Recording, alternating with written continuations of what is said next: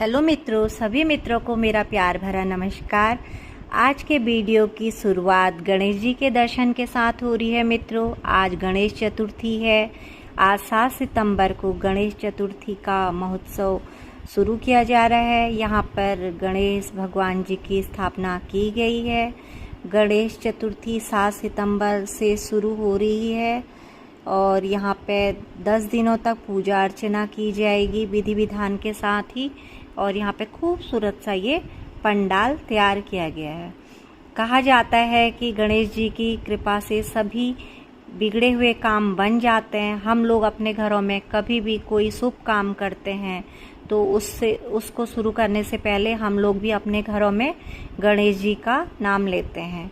तो उसी के साथ की आज ये वीडियो की मेरी शुरुआत हो रही है। आज गणेश चतुर्थी है। गणेश चतुर्थी हिंदू धर्म के महत्वपूर्ण त्योहारों में से एक है। वैसे तो देश भर में इस दिन भगवान गणेश जी की पूजा होती है, लेकिन महाराष्ट्र, गोवा और अन्य राज्यों में अलग अलग तरीके से धूम नज़र आती है। यहाँ कई दिनों पहले ही बप्पा के आगमन की तैयारियाँ शुरू हो जाती हैं। अलग अलग थीम के साथ पंडाल तैयार किए जाते हैं। बप्पा की बड़ी बड़ी मूर्तियाँ तैयार की जाती हैं। गणेश उत्सव के दौरान लोग इन मूर्तियों को देखने के लिए दूर दूर से पहुँचते हैं। भगवान गणेश जी के जन्मोत्सव के रूप में 10 दिनों का उत्सव मनाया जाता है, जो गणेश चतुर्थी शुरू होती है। गणेश चतुर्थी के दिन बप्पा को घर में लाया जाता है और 10 दिनों तक विधि विधान से उनकी पूजा की जाती है और अनंत चतुर्थी के दिन उनका विसर्जन किया जाता है। तो इस साल गणेश चतुर्थी 19 सितंबर को मनाई जाएगी।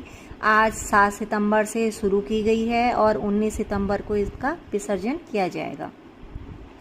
भगवान गणेश जी को सौभाग्य और समृद्धि और ज्ञान का देवता माना जाता है। ऐसे में गणेश पूजन से घर में सुख समृद्धि का वास होता है। मान्यता यह भी है कि गणेश उत्सव के 10 दिनों तक भगवान गणेश पृथ्वी पर ही रहते हैं और अपने भक्तों के सभी कष्टों को दूर करते हैं। ऐसे में भक्त भी बप्पा को प्रसन्न करने के लिए हर जतन करते हैं।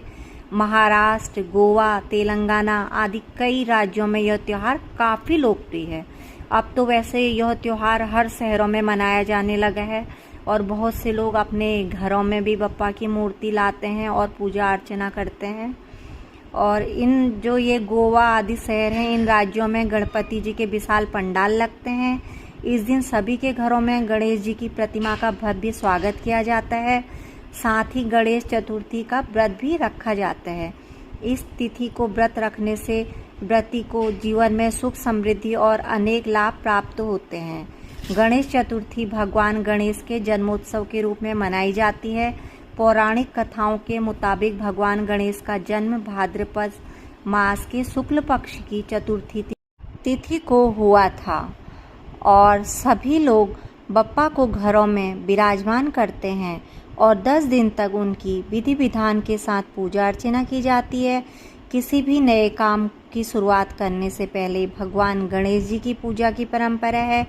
गणेश जी को विघ्नहर्ता कहा जाता है, जो हमारे जीवन में आने वाले सभी दुख दर्द को दूर करते हैं। गणेश उत्सव मनाने की परंपरा महाराष्ट्र में छत्रपति शिवाजी महाराज के समय से ही है। गणेश चतुर्थी के दिन गणेश उत्सव की शुरुआत महाराष्ट्र की राजधानी पुणे से हुई थी। गणेश चतुर्थी का इतिहास मराठा साम्राज्य के सम्राट छत्रपति शिवाजी महाराज से जुड़ा है। मान्यता है कि भारत में मुगल शासक के समय के दौरान सनातन संस्कृति को बचाने हेतु छत्रपति शिवाजी ने अपनी माता जीजाबाई के साथ मिलकर गणेश चतुर्थी यानी गणेश महोत्सव की शुरुआत की थी।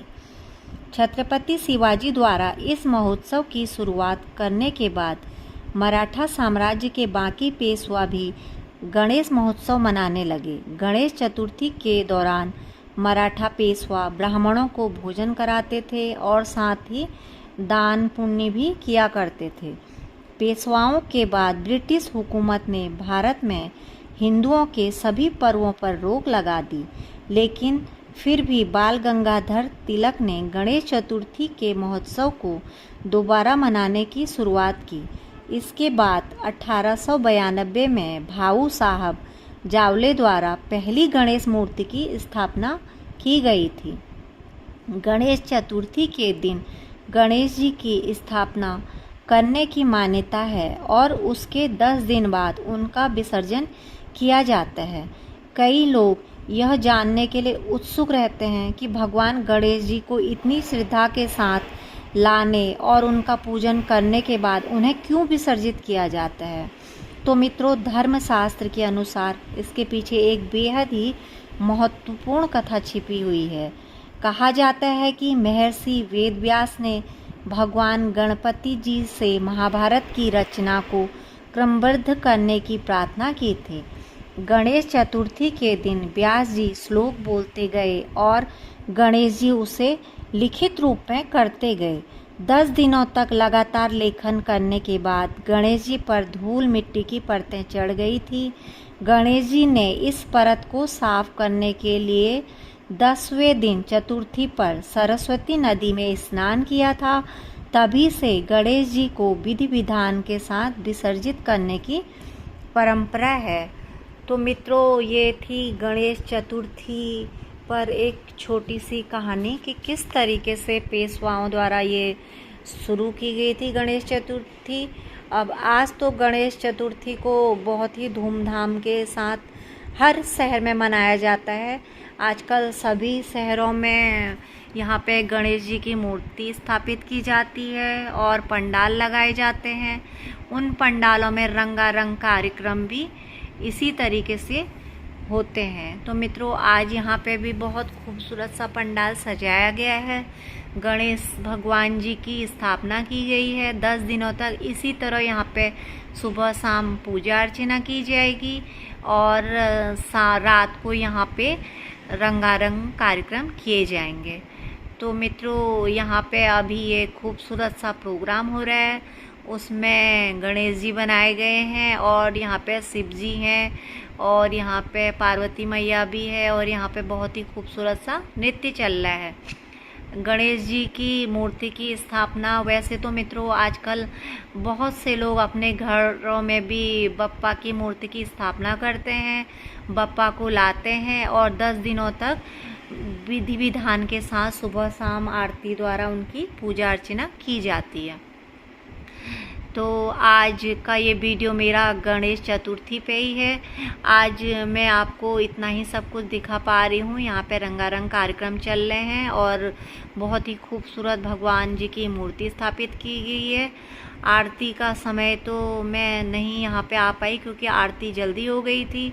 मित्रों, मैं प्रयास करूँगी कि मैं अपनी अगली वीडियो में आपको यहाँ पे गणेश जी की आरती होते हुए भी दिखाऊँ कि किस तरह से यहाँ पे पूजा अर्चना की जाती है। और आगे आज का ये सुंदर सा गणेश चतुर्थी का मेरा ये ब्लॉग आप लोगों को कैसा लगा, आप लोग कमेंट में लाइक करके और कमेंट करके बताइएगा। आप लोगों का सहयोग और प्यार मुझे इसी तरीके से मिलता है तो मैं अपनी ये वीडियो को आगे इसी तरीके से कंटिन्यू कर पाती हूँ। और मेरे द्वारा बनाई गई इस वीडियो में कोई त्रुटि होगी या मेरे बोलने में कोई त्रुटि होगी तो प्लीज़ आप लोग कमेंट में वो भी लिख सकते हैं। जितनी जानकारी मुझे थी गणेश चतुर्थी के बारे में ये सब मैंने आपको बताई। और अभी रात का समय है, समय भी बहुत ज़्यादा हो गया है। वैसे तो ये रंगारंग कार्यक्रम जो होते हैं यहाँ पे 3 से 4 घंटे के होते हैं, काफ़ी लंबे होते हैं। ये 12 साढ़े 12 बजे तक रात भर चलते रहेंगे। 12:30 बजे तक इसी तरह यहाँ पर कार्यक्रम होते हैं।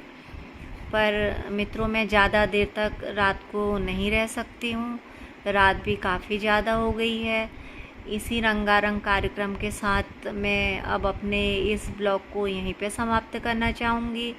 मेरे वीडियो में जो भी कमी पेशी होगी आप लोग बताइएगा और कोई भी गलती हुई होगी तो प्लीज़ मुझे माफ़ करिएगा। फिर मिलूँगी आप सबसे मैं अपनी अगली वीडियो में। तब तक के लिए आप सभी भाई बहन और दोस्तों और मित्रों से आज्ञा चाहूँगी। नमस्कार। जय देवभूमि, जय उत्तराखंड। बाय बाय, प्रणाम, पैलाग, बाय।